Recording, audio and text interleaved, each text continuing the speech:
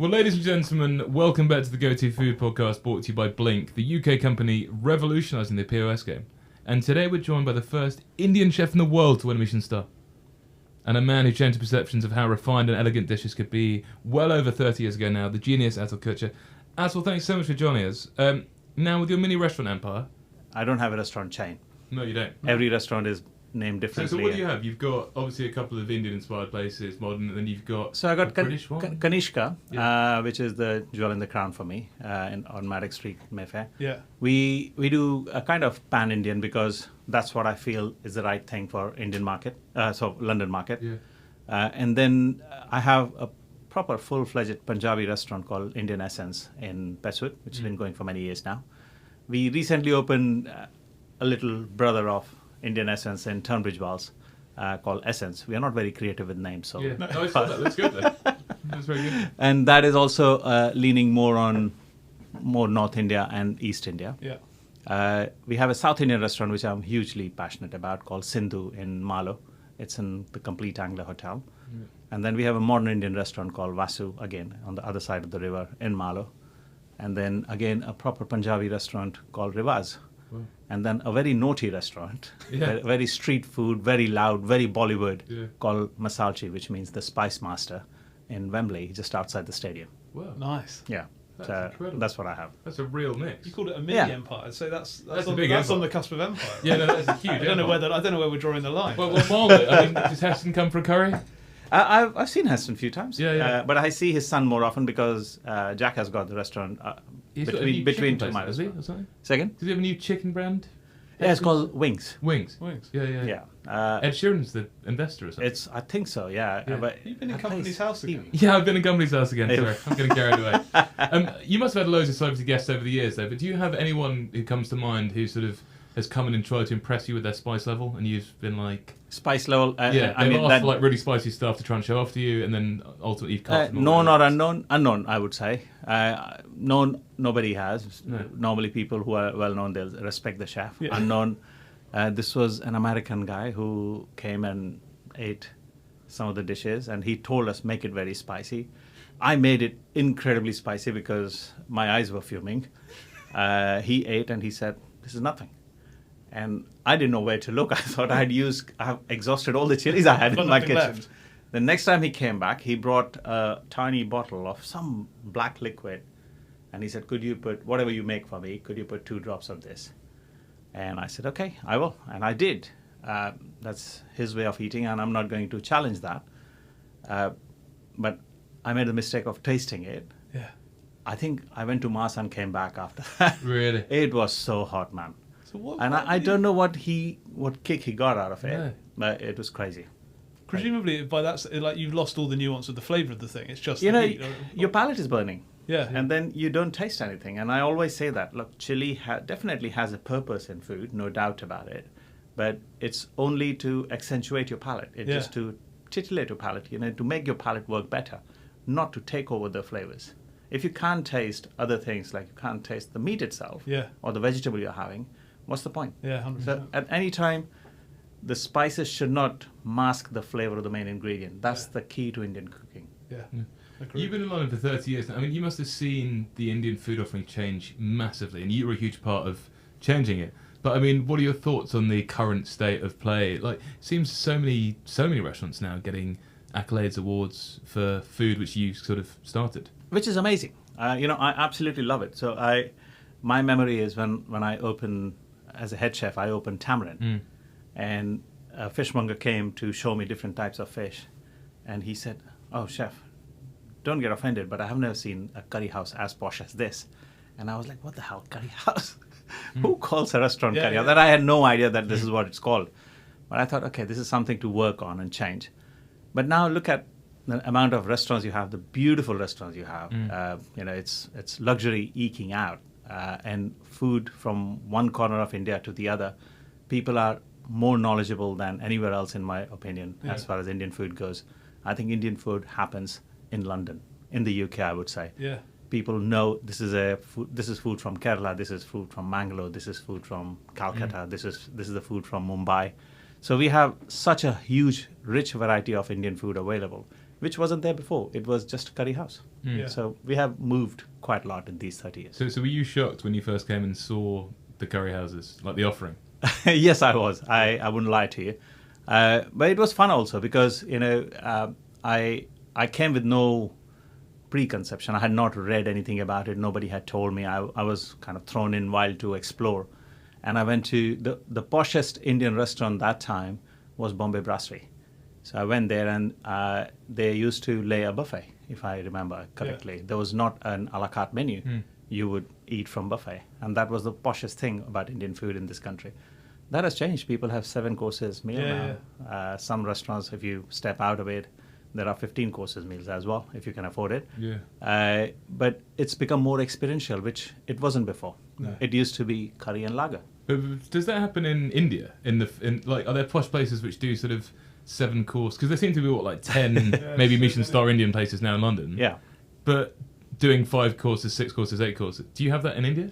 So, there was a time, Freddie, that we felt that we were leading Indian food from here. And we definitely were, to be honest. After all, we were the first country to win a Michelin star for Indian food here. Yeah. So I think credit goes to us here. Yeah. But lately, I've started feeling that India has started pulling it back. There are more and more chefs coming out with amazing ideas, brilliant thought process. And the way they're using the local ingredients and curating food is just amazing. They haven't left their tradition. They cook within their tradition, but they're just making amazing dishes with amazing experiences as well. How was it received when you were the first Indian man to win, but also it was here? Was there any sort of, not bad feeling, but in India? Yeah, what was the response? No, I think pride, or was it? It was huge pride. Yeah. I think I hate to say this, I became overnight superstar in India. People recognized my name. People knew who I was. People started researching about me, wanted to talk to me. That had never happened to me before. I was just a cook doing my thing. But it was good fun. I think India wasn't that aware of Michelin star at that time. But now you talk to Indian chefs, they exactly know what the process takes, what they need to do, how they need to work with the seasons, what ingredients are required. It's amazing. Yeah. Kids have grown up. But also you guys we'll get into it properly in a bit, but you were sort of brought up in a classic sort of education, right? Yes. Like, we've spoken to a lot of chefs who've come over from India and become Michelin-star chefs in there as well, and they said that all you want to do was work for sort of Kaufman, or because you were trained in like French, Italian, Thai food more so than Indian. My journey has slightly been different. Right? So my grandfather was a baker. He was an artisan baker in India. My father had a catering business, so I grew up in a household where food was the main thing. Yeah. It was the main bread earner. Let's put it this way. Yeah. And if you're an Indian child, ask anybody today as well.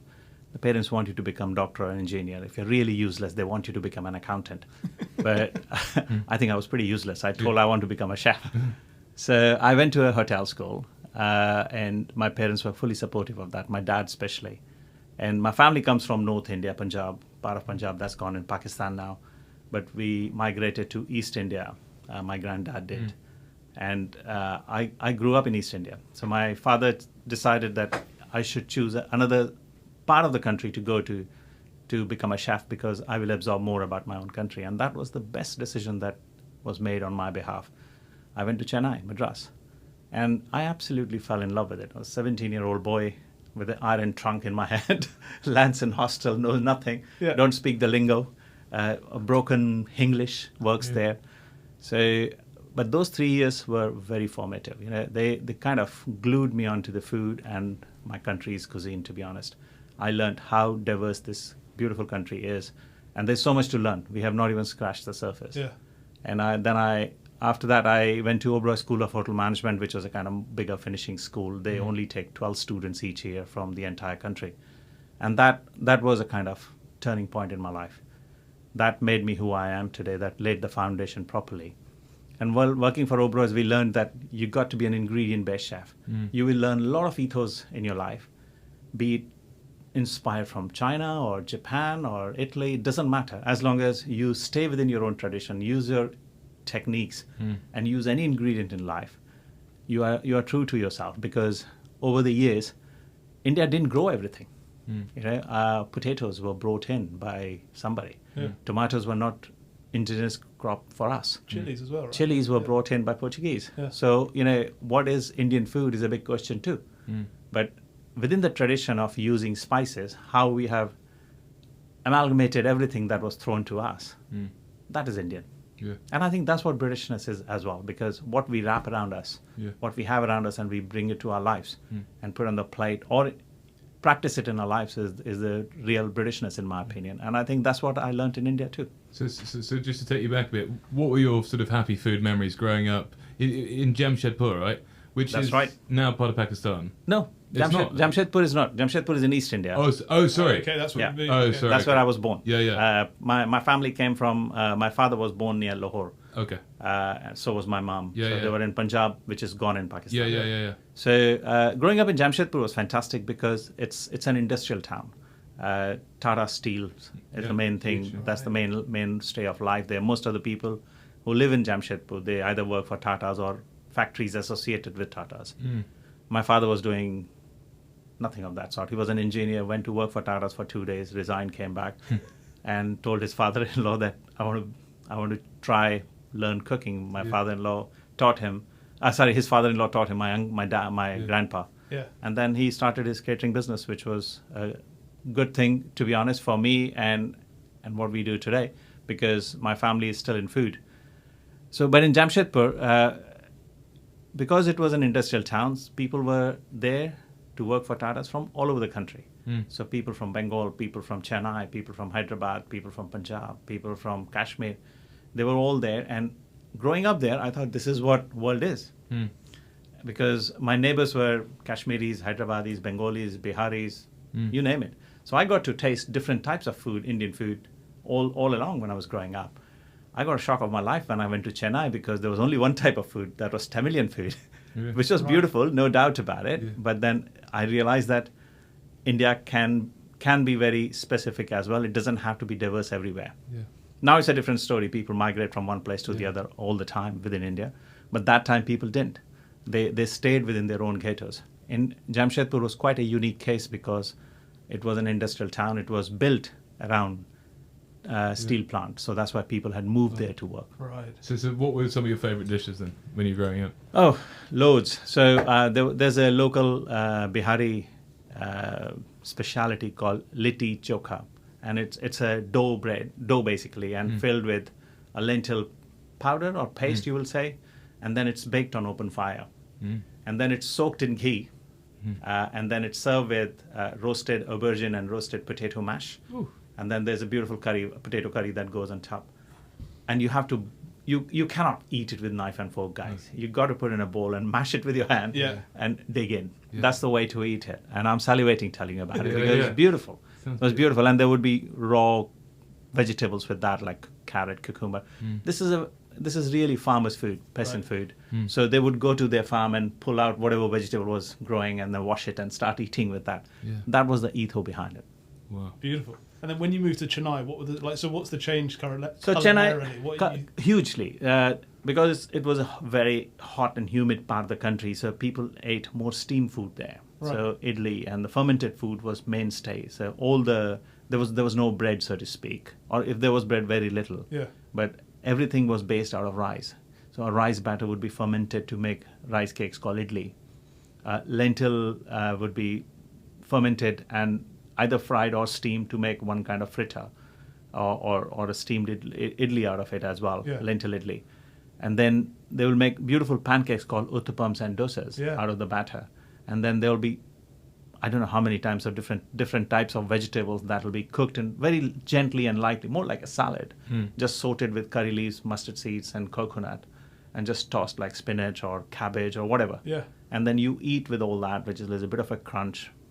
It's not heavily curried as well, and there's a tanginess comes from tamarind, coconut chutney, and the mango chutney, and the tomato chutney. It was just explosion of flavors there. Wow. You then ended up at the Oberoi Hotel, which is one of the greatest hotels in the country. 5 restaurants. What was it like walking into that kitchen for the first time? It was very intimidating because I had not seen anything like this. As a student, yes, I had visited hotels. I worked for Taj Hotels when I was a trainee. But Oberoi's were very specific, very defined, and there were strict do's and don'ts about them. And when I walked in there, I still remember my first executive chef, Chef Inder Dhawan, very tall figure, big glasses and penetrating eyes. I can still feel the heat.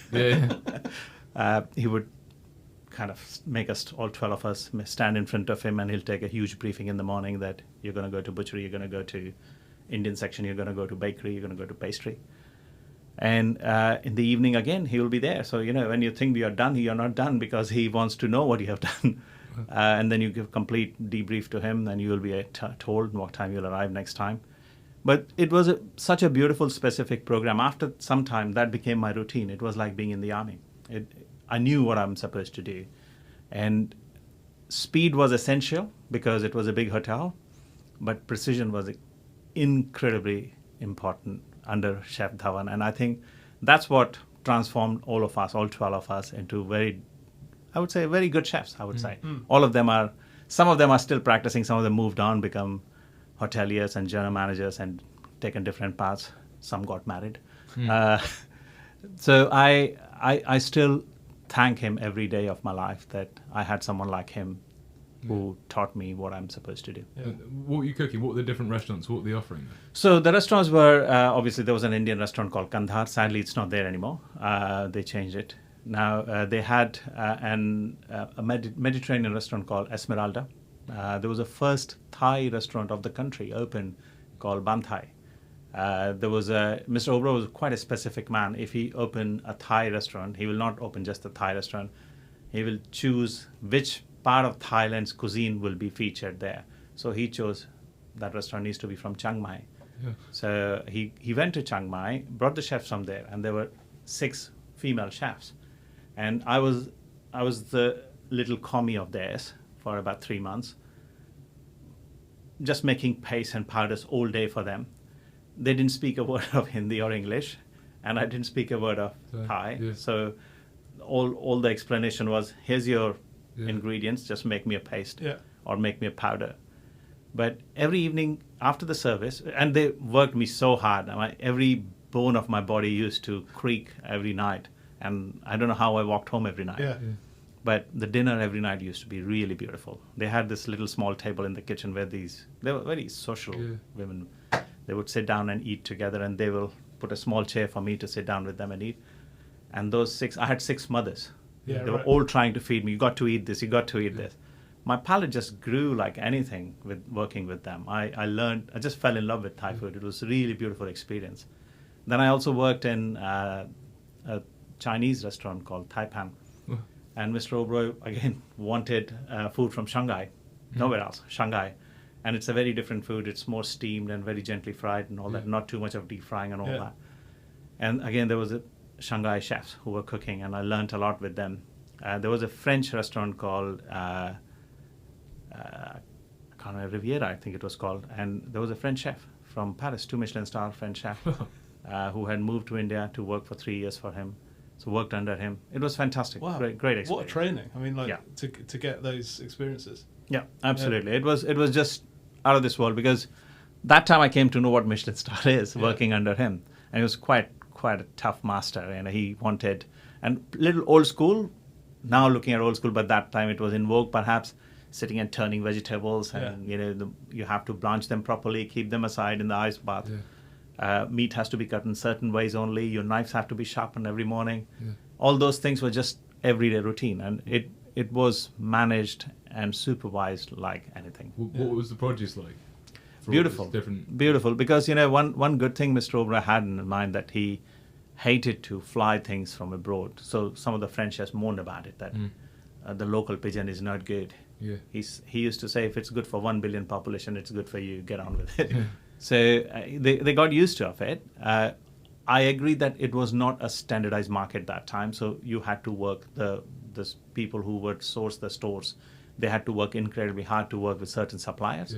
And most of the things, like the things this guy wanted to cook with, were also not allowed to be hunted. Like he wanted to cook venison, and venison was not allowed.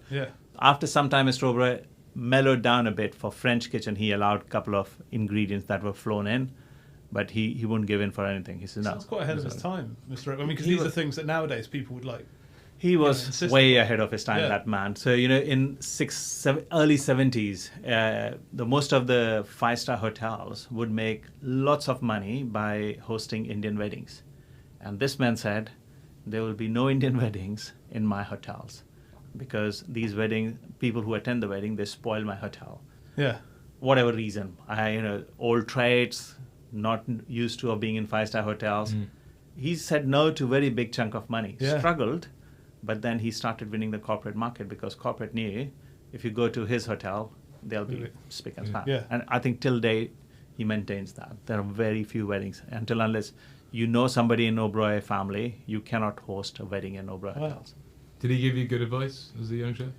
Did you get to meet him properly? I got to meet him many times, often for mistakes, getting told off. I remember it was a little commie. You all make mistakes. There was a freezer in the coffee shop, and I was a trainee chef. And the commies are lazy. They will never do the work properly. And I had made that a wonderful ice cream cabinet because the rest of the fridge part of that kitchen was very far away. You would have to go for a walk in Hyde Park to find the places. So I kept that freezer in the corner and kept all my ice cream because I was running the pantry. I didn't want any mistakes to happen. But some naughty cook put a piece of bacon in my freezer. And Mr. Oberoi, when he comes for rounds, he checks everything. And he looks at that freezer and he says, who looks after the pantry? I said, me, sir. I thought I'll get Yeah. praise. He's going to love this. And I saw those burning eyes. I said, what the hell I've done now?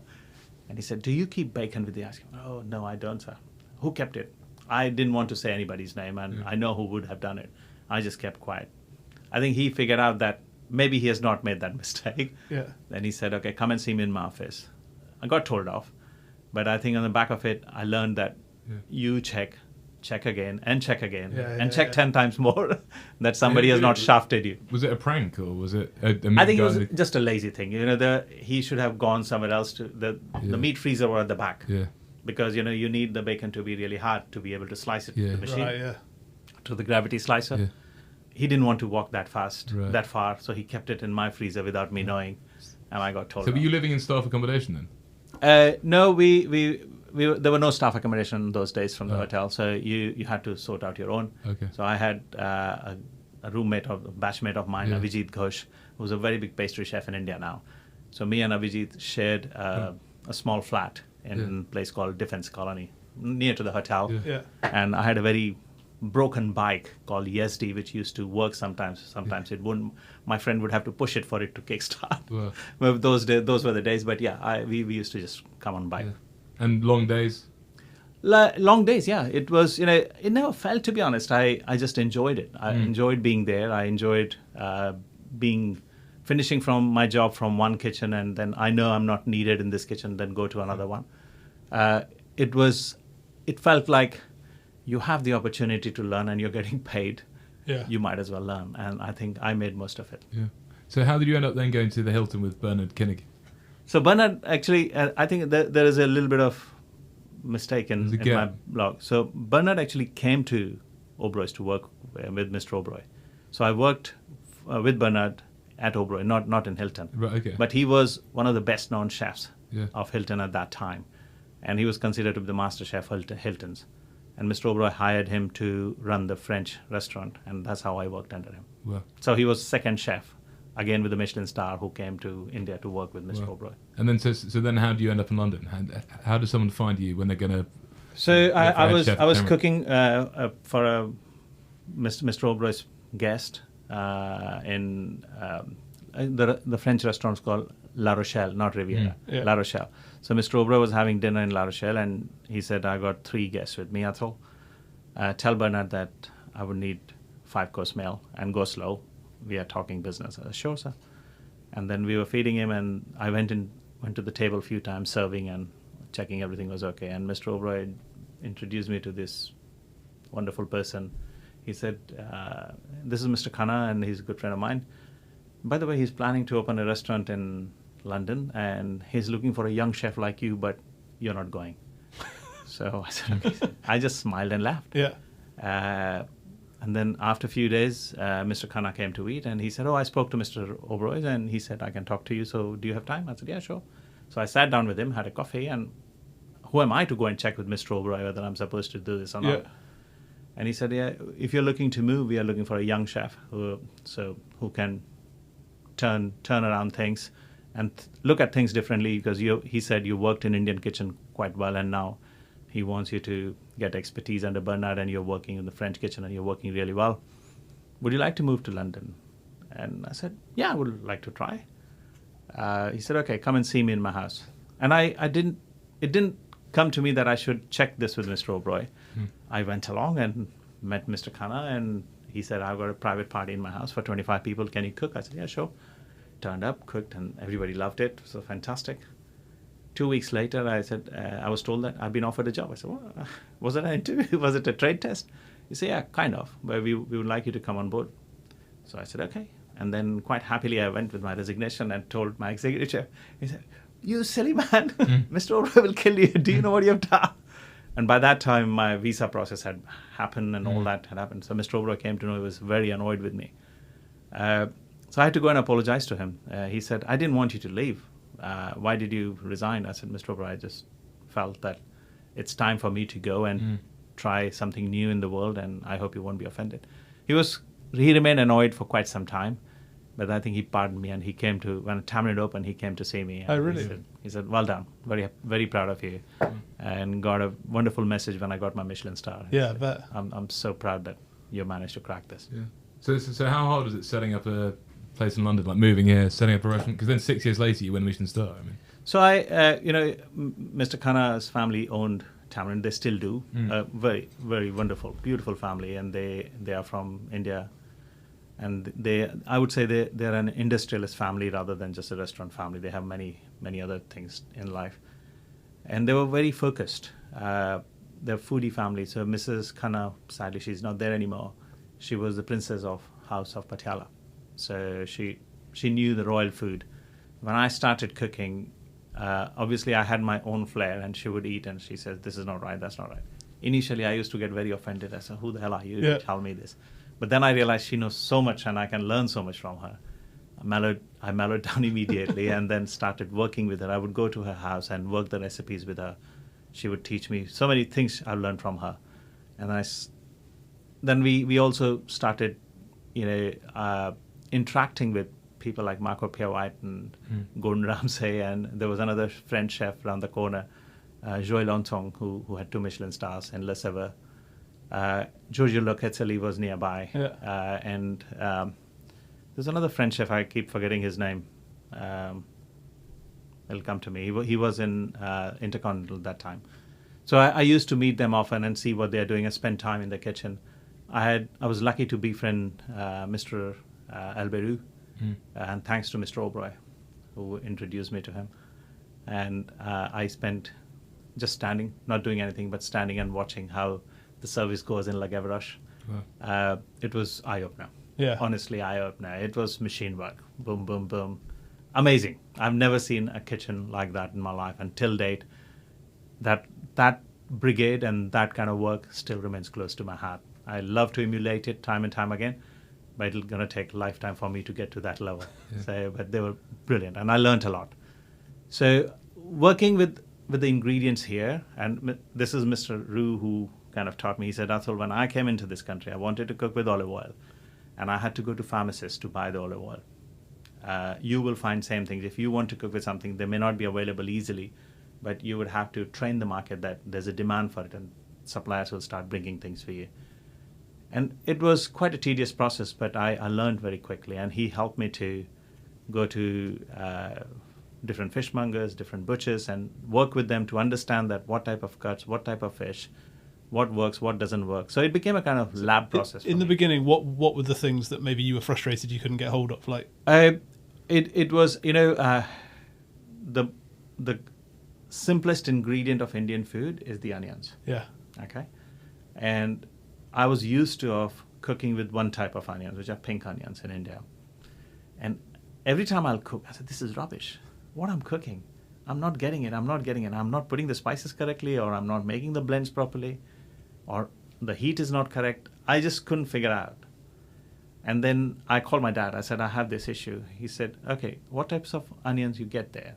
Then I told him there's a British brown onion, there's a red onion, there is a white onion, there's a yellow onion. He said, that's the problem.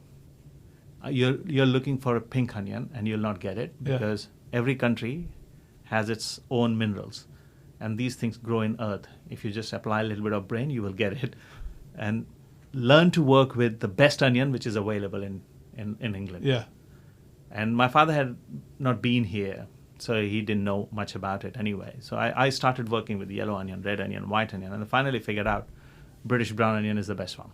Really? And that would give me the closest results I desired. Still not the same, but closest. Yeah. And I think those building blocks came with time. Ginger garlic was another issue. Garlic in India is hugely pungent compared to what we get here. It's nice. The garlic here is nice. I'm not slating it. But it just took little adjusting.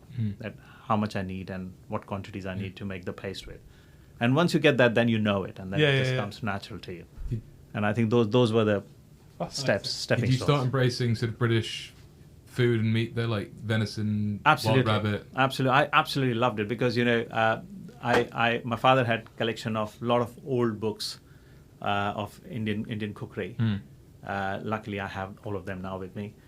And there were dishes which were cooked with wild boar, rabbit, hare, venison, different types of venison. It was written quite long ago, so it's illegal to do that now. But there was also an elephant meat recipe as well, and I don't say that you should do that. Please don't do it. No. Elephant is one of my favorite animals. I love it.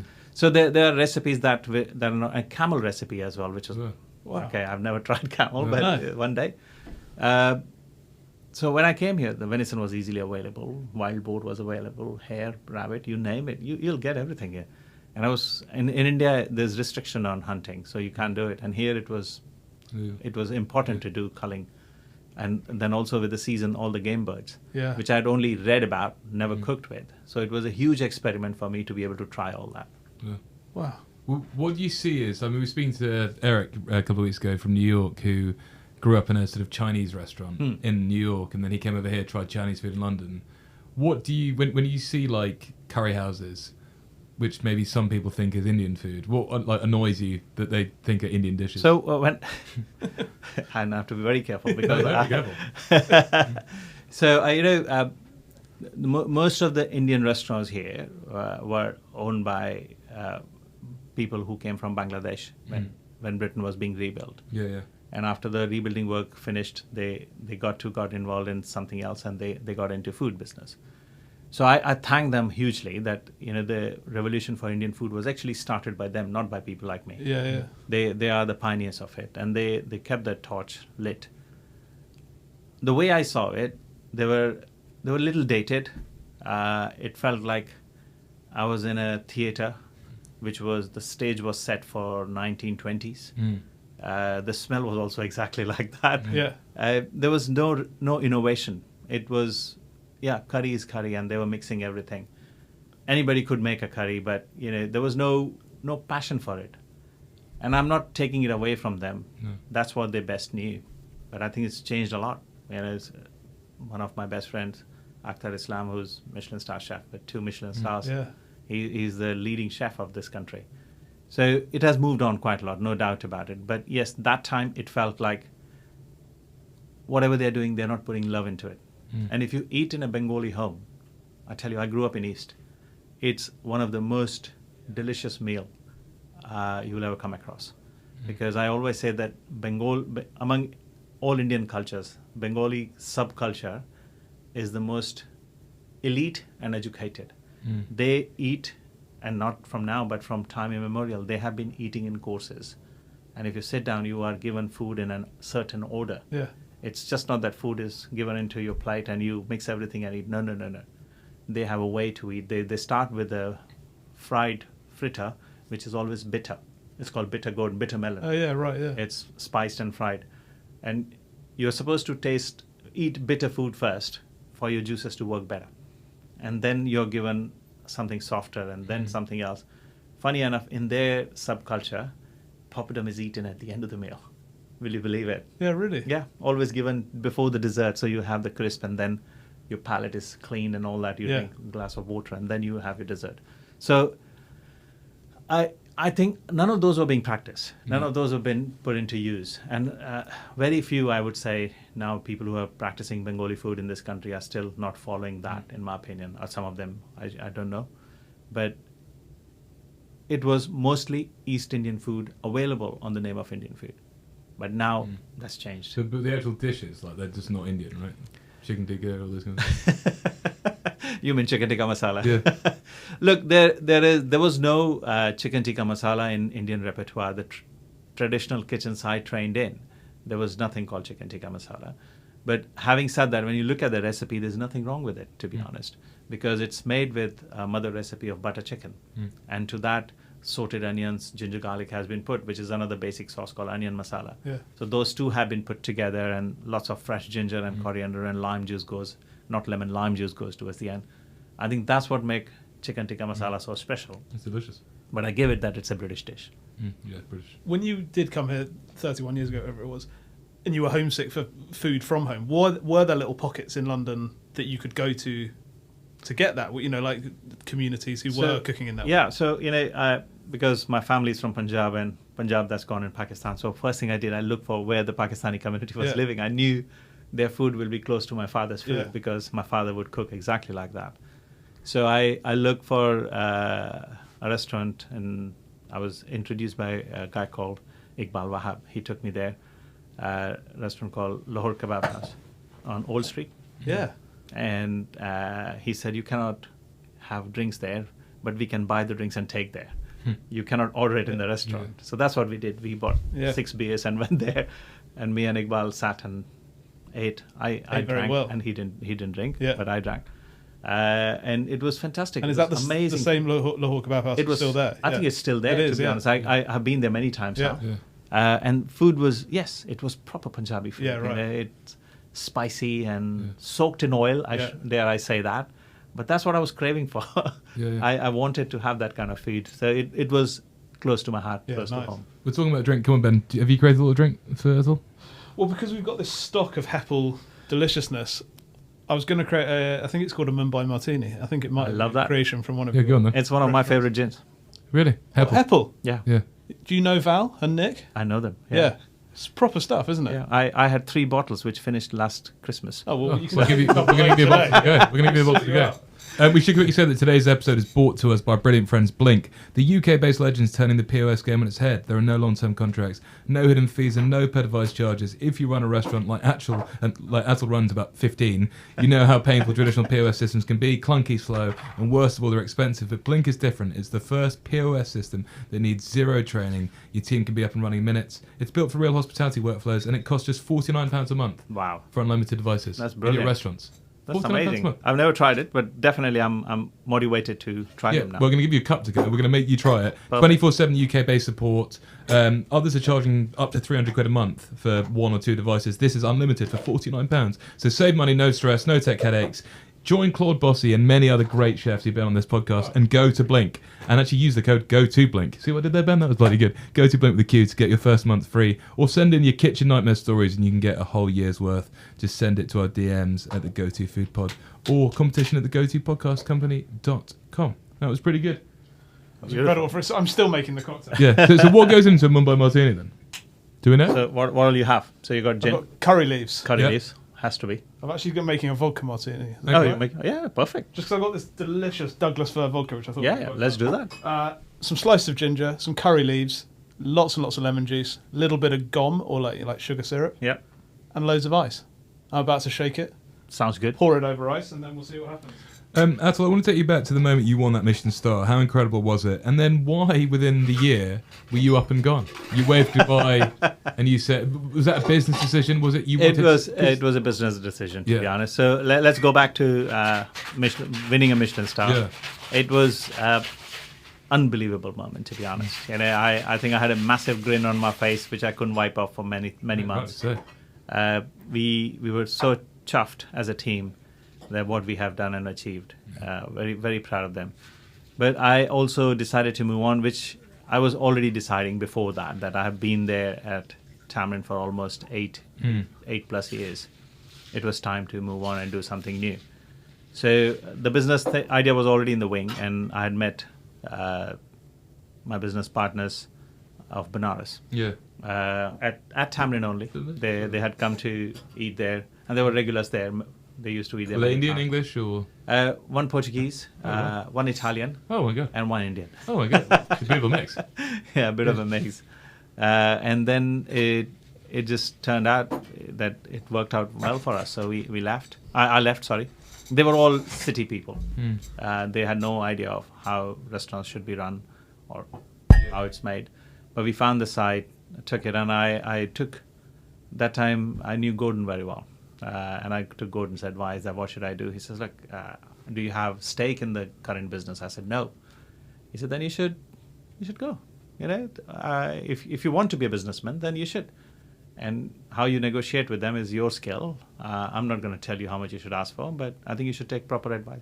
He introduced me to a couple of very good people, and I took advice and never looked back, to be honest. Yeah. So I used to be so scared of doing business when I saw my father fail many times, but he never gave up. So I was very scared when I got into the business, and there was a couple of years were very hairy. Initial 2 years of Benares were very hairy. So I held, let's put it this way. There was a time that I had a begging bowl in my hand, looking for more money because the restaurant wasn't doing very well. And an old friend of mine, who was my college mate in Chennai, a couple of years senior to me, he had made his empire of a restaurant in Dublin. He came to my rescue. He became a business partner, poured in money. Money was the smallest thing. He poured in his expertise into the business and turned the whole place around with me. Made me understand that how business is done. I learned a lot from him. His name is Ashish Divan. And Benares never looked back after that, to be honest. And then as time went by and we became better and better, and in end of 2006, I was told that I'm getting a star next year, which was even a brilliant news. Yeah, amazing. It's incredible. I mean, that's amazing. Right, let's try this. Yeah, let's try this, please. Cheers. I mean, Cheers. all right. This looks very good. Very good. Little curry leaf in the back there. Yeah, I like that. Freshness from the lemon. Yeah, I like that. I'm attributing this to you, Atul. I think this might be one of your recipes. Yeah. It's beautiful. What was your sort of signature dishes then at Benares? I mean, did you have any? The menu was very small. Yeah. Freddie, when I was cooking there, I was a very finicky chef. I kept only 5 starters and 5 main courses. So it was really tiny compared to other Indian restaurants where menu goes in pages. I was quite different, and I kept a very small team. We used to close, I remember, not because I wanted to close, but I couldn't afford to keep more staff. So we used to close 2 days, Sunday and Monday, and kept, I think, 5 or 6 people in kitchen for many years till I got the Michelin star. And kind of that finickiness helped as well, but also financially it wasn't making sense for us to open another 2 days because we would have definitely lost money.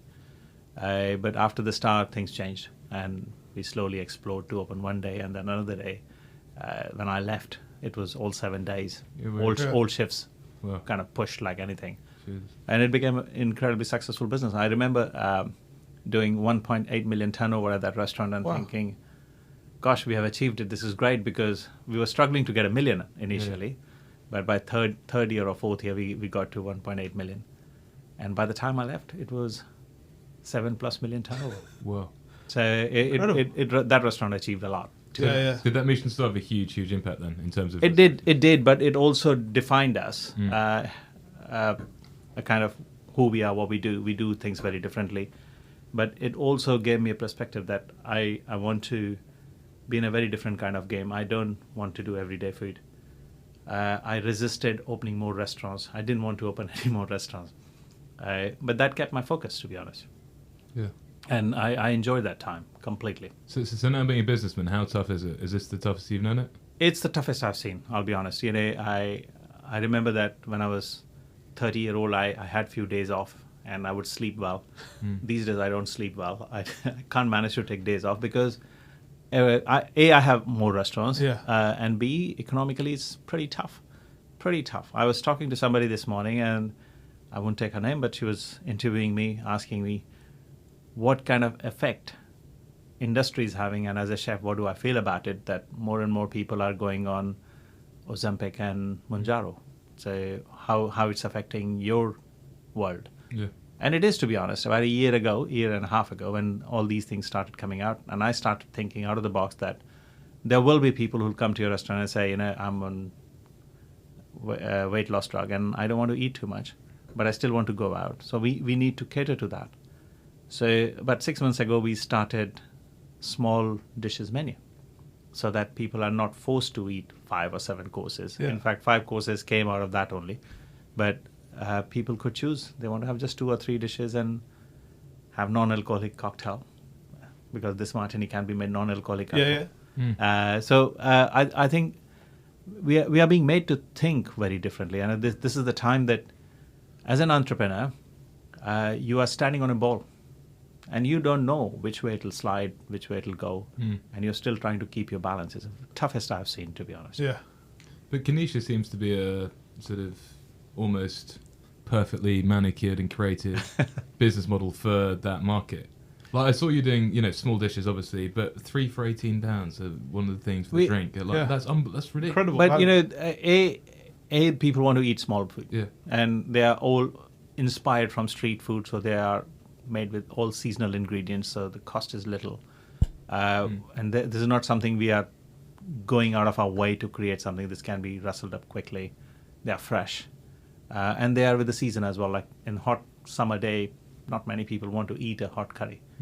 But if it was paneer, chili paneer in a spicy, in a iceberg cup, you would eat it. So, it's a salad also. So I think people are looking a balanced diet. And I think that's what we have started offering at Kanishka to people, that when you come to us, we are not loading you with lots of curries, but we are looking after your need, what you want. We always ask about a nightmare day for a chef in the kitchen. Oh, God. What's the worst day you can remember? Every day. Yeah. Nightmare days. I never take anything too seriously and too lightly. I've always lived balanced life. But a nightmare day is when you're all prepped up, you're ready, and then something goes wrong. So it has happened twice in my life. And for some reason, it always happens on Saturday, which is the busiest day. And I don't know why. I honestly don't know why. But I was at Benares those days, and we turned up and we were prepping up and getting ready. Lunch was okay. And then suddenly in dinner, first the gas failed, then the power failed. And I was like, what happened here? Yeah. Come on, guys, get on with it, quick. Then slowly we realized that because of the rain, the rainwater got into gas pipe somewhere down the road from us. First few days we didn't know. Actually, the restaurant had to shut down that day. Not only that day, the next day and the day after.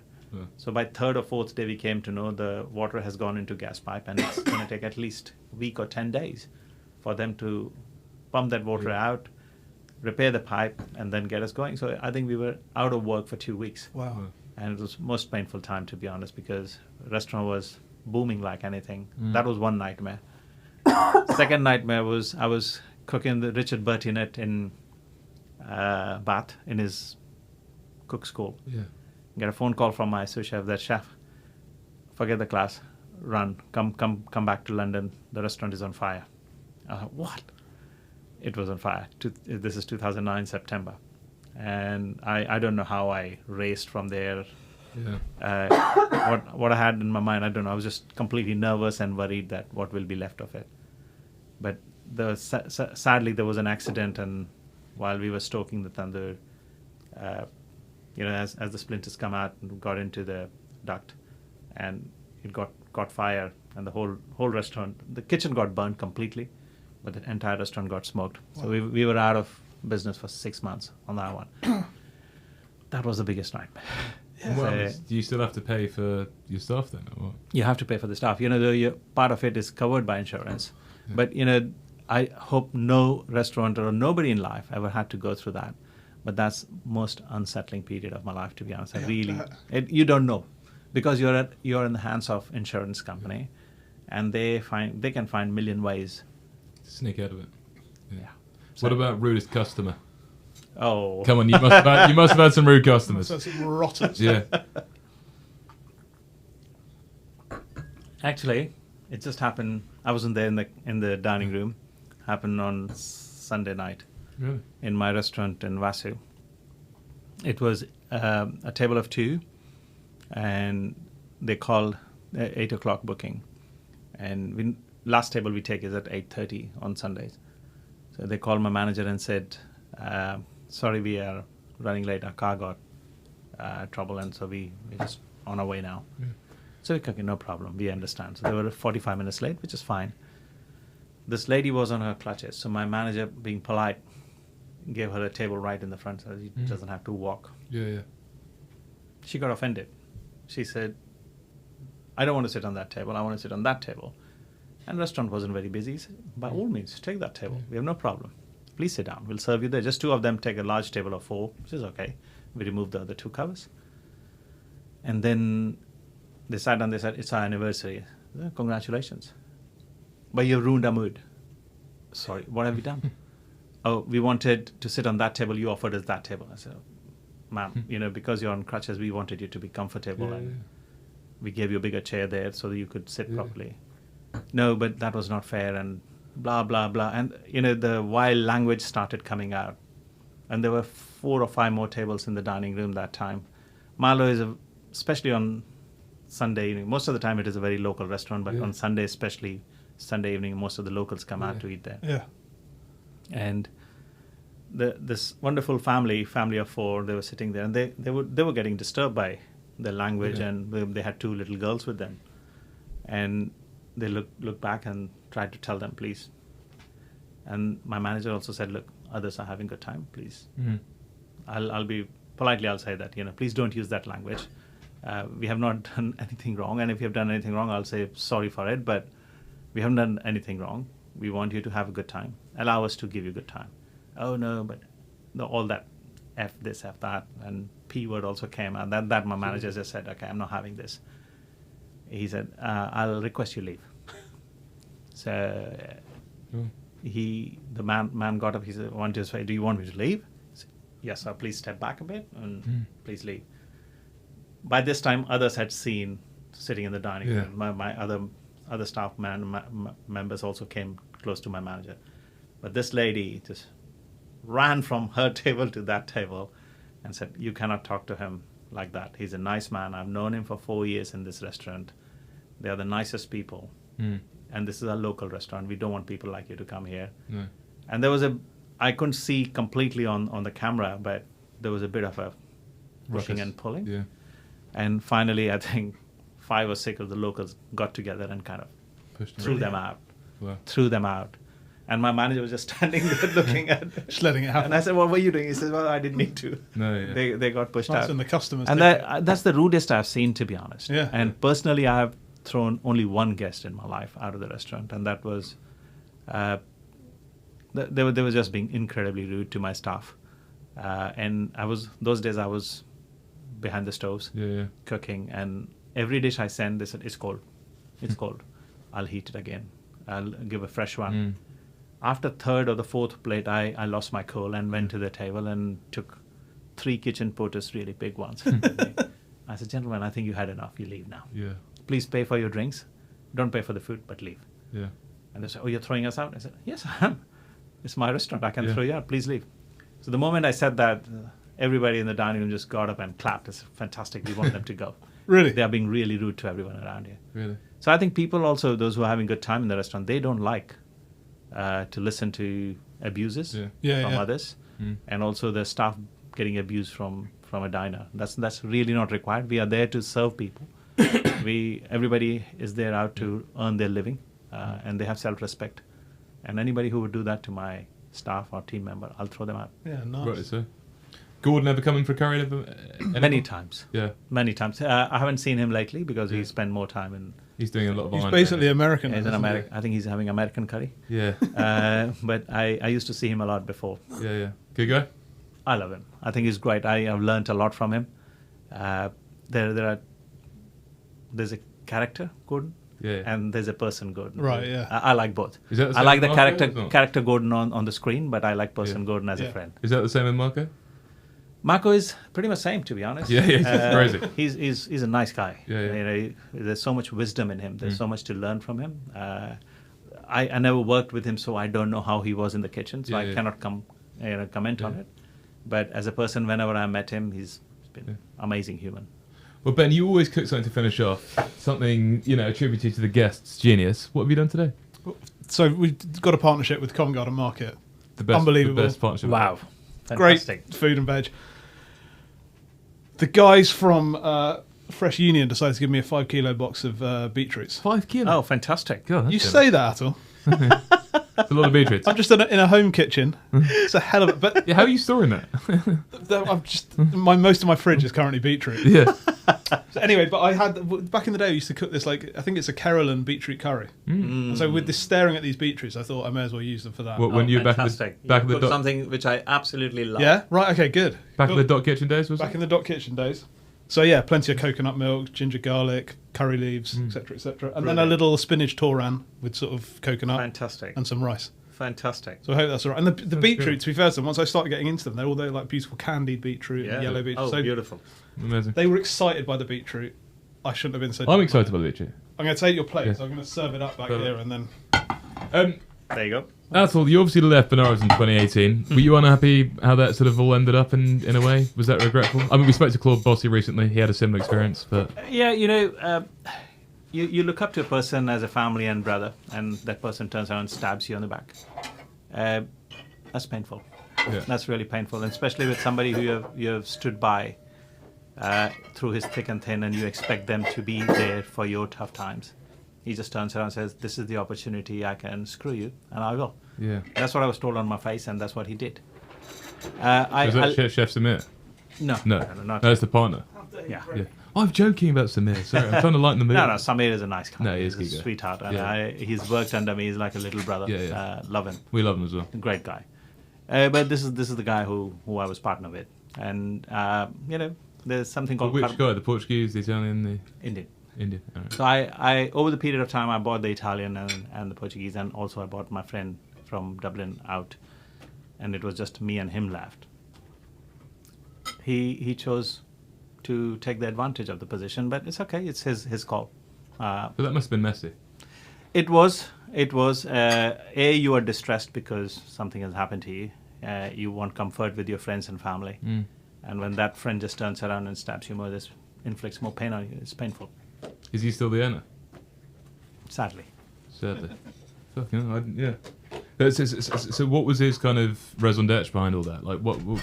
He had started saying ever since I bought the Portuguese guy out, he wanted me to sell rest of the shares to him, and I said, look, I came into this with you guys thinking I'll buy all of you out. This is my restaurant. Yeah. From day one, I have maintained that narrative that it's my restaurant. Yeah, of course. He said, no, I never said that, and I want to keep it for me and my kids and my family and all that. I said, I wish you had told me that 10 years ago. Yeah. I'd have left a long time ago and done something of my own. I wouldn't have wasted my time here. No. Well, people have different ideas. Yeah. So who are you going into business with nowadays? People you can trust, I heard. Just my wife. Just your wife. She's the boss. Yeah. So, I got told off from her all the time before I was in business with somebody else. Yeah. Now in business with her, it's easier. Yeah. I get told off for everything anyway. Yeah. So I happens no matter what. Yeah. I learned to joke. I learned something yesterday while watching one of the Instagram reels. Say, what's the success of your marriage of 50 years? He said, first time she told me I was wrong, and I was. Second time she told me I was wrong, I was. Third time I knew I was wrong. So, Yeah. So that's no, what you're always I wrong. Yeah, no, I agree. What about your little sort of tiff with Priyanka Chopra? I mean, that was blown out of proportion, was it? I think it was pretty silly in my opinion.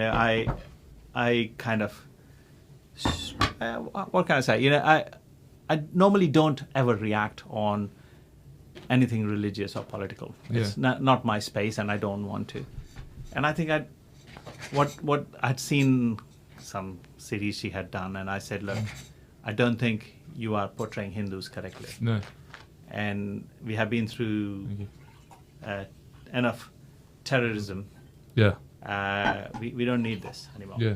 And I think something of that sort, and it just got out in the wrong way, and I apologize profusely about it. Yeah. But it got blown out of proportion, and I felt sorry that time. I'm still sorry that people felt it that way. It was never my intention.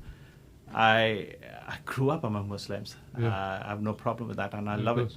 I love India being a country which is home to so many people. And some of my best friends and some of my family members are Muslim. I don't have any problem. But it was tough because you lost, and well, you're losing the hotel in Dubai, right? Or not? Yeah, you know. Or was that? I think hotel in Dubai was the least of my worry, to be honest. Fair play. It was good to get out of there. Kind of, yeah. I felt that I always felt that Dubai was not my place. It suits for someone like Vineet Bhatia who likes 15, 16 restaurants there, but not me. You know, I didn't see myself. Every time I was there, by third day, I used to get itchy trying to get out. Ready to leave, yeah. This is very good, man. How is it? This is fantastic. I like the little coconut with the spinach. Is that right? Yeah. Yeah, it's fucking good. Ah, beautiful. Little dry fried sauron. The beetroot's the star, though. You're obviously a huge TV star. Come on.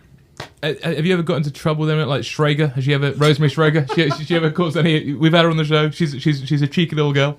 I love Rosemary. She's brilliant. I love her. Schrager been up to? Well, I don't know. She's up to no good the whole time. She's cheeky. She is cheeky. I don't think you will ever get into trouble, but if you treat people rightly and respectfully, in my opinion, which I always have. You know, I don't use bad language. No. And especially giving space and respect to women is the most important thing to me. Yeah. 100%. I grew up in a family where I had 4 older sisters, and my mother was quite a strict person. So no stupid behavior was ever accepted. And growing up, because there were 4 older sisters, I felt like I had 5 mothers. Yeah. So I grew up. And then you had 5 time mothers when you went to the hotel. You had like 20 mums. Yeah. That's exhausting. But you still doing, you know, obviously you're a TV star, you've done so many things. You work with Rosemary. I don't know why I keep saying Rosemary, I just love Rosemary. I keep saying her biking videos and I can't She resist. seems to be on an eternal bike ride. She's always on a bike ride, Has she arrived yet? I don't know if she has. She's a wonderful. She's great. She's a Do you wonderful. enjoy the TV stuff though, Atul? Is that something you... Or... I love it because, you know, it's one of the ways to express your proneness, your culinary skill. And also it's a great medium to share what you want to say with people. True. So I absolutely love it, and I've been fortunate that I've always worked with some amazing people. When I did Great British Menu, the mix of chefs was so brilliant. Yeah. I walked away, even if I had not won, I walked away learning so much from them. People like Richard Corrigan, Nick Naran, Simon Rimmer, all of them were just amazing. And Chef Gary Rhodes was a lovely person. Of course. I was competing against him, and I was told that you're competing against him. It was like somebody took me to Mount Everest on helicopter and threw me from there. I said, really? Gary Rhodes, are you kidding? But he was such a nice person. Amazing, yeah. Great guy. I miss him terribly. He was a good friend. Incredibly talented chef as well. Very talented. Yeah. Well, we're going to hit your go-to locations now. We always ask, what is your go-to weeknight restaurant? So nothing fancy, but you've sort of got the night off from work. You're not checking in one of the 10 restaurants. What are you up to? So I love Thai food, needless to say. So one of my go-to places, not because it's in London, but I often find myself coming to London because there's more on offer. So Patara is my favorite. Yeah. I find Thai food there is quite traditional and very good. Yeah. Very good. And they have done the test of time. I think they have been there for almost 30 years now. Amazing. And food is just brilliant. Yeah, I agree. What about if you're having a celebration, a big sort of blowout dinner? Where would you be heading to? So there's a blowout time coming. Hope my wife doesn't listen to this. Yeah. Well, I hope she does. We'll just I hope she does. put your fingers in your ears now. Yeah. For me, it's the restaurant at the Ritz. Yeah. John Williams. Yeah. My 25th wedding anniversary is coming in September. Oh, congratulations. Thank you. And that's where I plan to take my wife and my kids. Well, Yeah, John's, very nice. John's a listener. John's so a listener. He'll already have the table ready. You'll already see the booking, yeah. Yeah. He's an That's a absolute- man on top of his game right now. I isn't it, love John him. Williams? Yeah. I love him. Yeah. He's brilliant. Yeah. Yeah. Brilliant. Extraordinary. What about pub? Do you go to the pub ever? I Have you do. ever- Yeah. Do you have a cheeky go-to pub? So there's a pub near my home. Mm-hmm. That's where I often hang out, Mm-hmm. especially around Christmas, Yeah. because get to see everybody in the local. Yeah. It's called Hare and Hound. I live in Austerley, so just by Austerley Park. The good thing is, I don't have to drive. Yeah. Yeah, And nice. somebody will always drop me home, so, which is great. God, that's ideal. Like, who's taking Atul home? Yeah. I need to get something like that going in my local. It's unreal. You do? Well, I need to. Well, I'll always come and get you. Oh, thank you. If you're ever short of a lift. Thank you. I'll let you know, yeah. Have you got a little hidden gem? A secret spot with the best food in London? Or the best food in Osterley? So, it's recently opened, but it'll turn out to be a gem very soon. Yeah. It's a vegetarian restaurant, and they are kind of a chain in India, but this is the first restaurant they've opened, and I don't see they'll opening many more here, maybe 2-3 more, Yeah. because that kind of food will be mostly in Indian caters, if I may say that. It's called Bikaner Wala, Okay. and it's kind of tuned to almost everything street food of India. Wow. You get a little bit of south, a little bit of east, a little bit of north. But their spicing level is to another level. They're still cooking as they're cooking in India. They would come down a few notches in time, I'm sure. But it's a huge nostalgia attached. The kind of chole bhature, which is bhatura is a fried bread with chickpea curry. And I was going to make that for you today. Oh, Were you? fantastic. Yeah, would well, I love saw it. that you Yeah. love chole bhature. Oh, I love Could have done. But I didn't know how to do So the you bread. panicked and made a beetroot curry. Well, A, I had 5 kilos of beetroot to get Yeah, true. and That's no very chickpeas. It's- and it's B, I actually- didn't know how I do the breads and get them in. Bread- Because it's sort of fried, right? It puffs It's, up and it's then... fine. Yeah. You could have cheated and used naan dough for that. Atul, I wouldn't have dared. No. Okay. But there's that's a specific way of making that dough, which Yeah, is, right. It takes time, fermenting and all that. And so that's a good version in London That's a if people good- want to go and seek it out. I think if people want to try out real but it's a vegetarian place Yeah. and no alcohol as well. So I think it's a good place to go to. So whereabouts is it? It's in Hounslow East. Okay, nice. That is a good tip. Yeah, it's a great very place. good Okay, Great place. nice. So did you grow up vegetarian? No. No. My father ate everything. Oh, okay. Anything that walked my dad, they would eat that. Yeah. All right, so. What about your dream long weekend? I mean, it's the 25th anniversary coming up. Yeah. You're going to splash a lot of cash with John, but hopefully he'll sort you out a couple of dishes. Yeah. Romantic people will say Paris, but Yeah. actually I really want to go and visit Tokyo with my wife. Yeah. Oh, yeah, nice. That's serious. It's a foodie place. It's a beautiful place. Yeah. Amazing culture. Very strong culture as well. Yeah. So we always like to go to places where there's a lot of cultural things happening. Yeah, And I think Tokyo would be one of those. So it's on my bucket list. Do you have a list of restaurants that you'd be trying to go to? Have you? I think I want to try. I would have to go there for a month if I put a list there. Yeah. Yeah. So I'm better off not putting a list. No, I just agree. seeing where you go. where yeah. we can go. Do you yeah. still go out to India or not? Quite a lot, yeah. Yeah. My siblings still live there. I lost my mom. My dad passed away in 2008, mom in 23. Oh, sorry. They all have to go. My mom Yeah. was the happiest person to leave, and when I asked her that we Hindus believe in reincarnation, the soul goes away but comes back in another form, and I asked her whether, do you think we'll ever meet again? She had the biggest beautiful smile on her face and said, I raised 6 beautiful kids, made them great humans. I'm definitely getting nirvana. My soul will be liberated. No, I'm not meeting you again. That's brilliant. That's nice. Yeah. So yeah, so I go. My siblings still live there, so I make it a point that I'm down there at least 2-3 times a year. Really? Wow, Are nice. they still, where are they based now? My we are quite a spread out family. Right, okay. My one sister lives near Calcutta. Yeah. Other sister lives near Mumbai. My brother lives in Delhi. Wow. So it's a You challenge. get the 3 major cities, well, 3 of them. Challenge to get them all together in one place. Yeah. Plus their husbands and her wives, and sometimes kids as well. So I'm hoping that this November I'm enticing them that let's go to Goa and meet there. Yeah, So nice. hopefully they'll come. Go is beautiful, right? Yeah, it's fantastic. Chennai, is that where they have the Chinatown? Was that Chinese food in India? Or not? They have Yeah. massive Chinese food, Yeah. but that's in Calcutta. In Oh, so Calcutta. that's- sorry, yeah. Very good. So there's a Chinese community came to India when Calcutta dock was being built by British. Yeah. So they came looking for work and settled in India, Yeah. and they have been integral part of Indian community. So their food is called, the region they live in Calcutta, it's called Tangra. So Tangra Chinese is quite famous. Yeah. They obviously use a lot of spices, Yeah. having lived in India for Yeah, 200 plus years. Yeah. So yeah, it's beautiful. What food. about the tiffin? Do you ever still enjoy tiffin when you're in the Love UK? it. Yeah. Love it. I think, as and when I get opportunity to get a tiffin ordered, Yeah. that's the best thing, in my opinion. Where my memories of tiffin is I always used to carry tiffin from home Yeah. to school and eating with your friends. But that nostalgia never goes away. So still, when you open a tiffin, that smell that comes out, Yeah. is just beautiful. Because even it could be just lentil, rice, little bread, and pickle, Oh, but then it's the feel of it. yeah. You're going to delve into something wonderful. Yeah. It's underrated, the use of pickles in Indian food, isn't it? Yeah. People sort of forget. It really It's a huge part of Indian meal Yeah. because without pickles, I think Indian food could be quite boring in my opinion. Yeah. But I think we have a great technique of, obviously sun helps, no doubt about it, but the spices and the oil and the salt, Yeah. I think everything just makes a big difference. Yeah. Wow, incredible. Just before we get just before you ask about the go-to, in terms of Indian restaurants you like to eat in London, I mean, And in the Indian restaurant, I like to eat out. yeah, like the sort of slightly fancier ones. Do you have a preference? Because some people say avoid, some people say go to. Do you have a couple you like? I've eaten most of them and I love all of them. But one of the one which I love to go back again and again, and the food is just incredible, is called Kahani. Where's that? It's in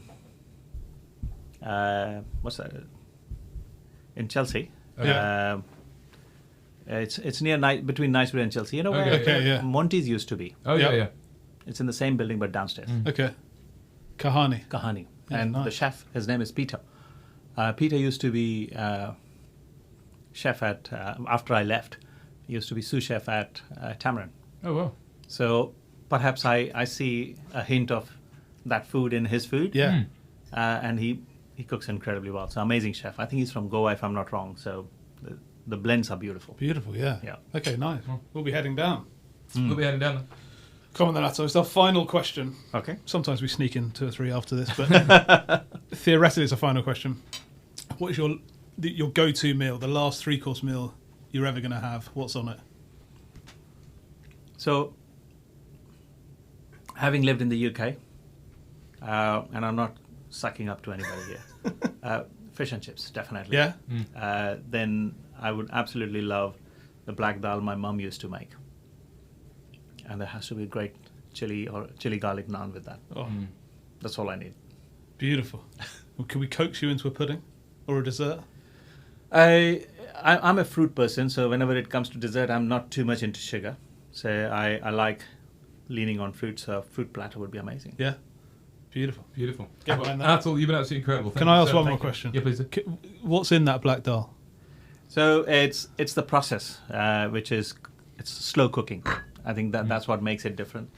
And the essence of that is you put ginger, onion, garlic together with the dal and boil it very gently. Yeah. So preferably overnight, cook it slowly overnight. And then the spicing is done with, again, more garlic.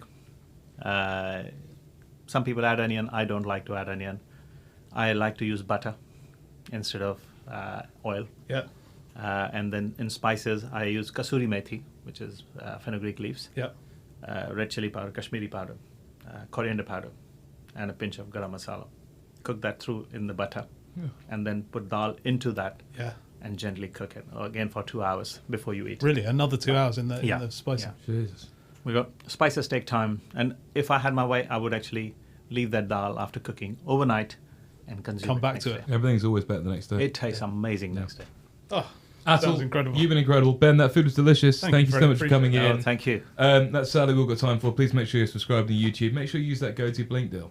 Atul's going to use it. It's going to be incredible. We're all very happy. We are excited. We're going to ask you, Atul, what song do you want us to play out with? You can choose any song in the world. You know what? I'm a big fan of Ed Sheeran, so his new song, Sapphire. Wow. Beautiful. Beautiful. Atul, thank you so much. Thank you. Beautiful.